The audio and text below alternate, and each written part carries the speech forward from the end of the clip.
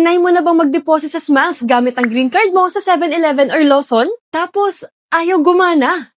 Yes, for sure. Dahil ang green card o Smiles wallet card ay para lamang sa JP Bank ATMs. Ang kailangan mo ay ang gold card o Smiles Premium Wallet Card. Compatible ito sa JP Bank, Lawson Bank at 7 Bank ATMs and available ito sa napakaraming ATMs across Japan.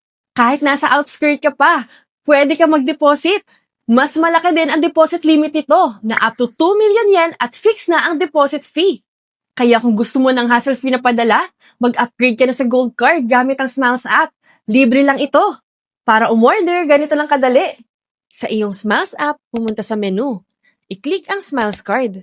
Hanapin ang gold card. Then click order. After ilang araw ay darating na ito sa address na nakaregister sa Smiles app mo. Kaya make sure na tama ang address mo para hindi maligaw ang Smiles card mo. Kung may tanong ka pa tungkol dito, i-comment mo lang.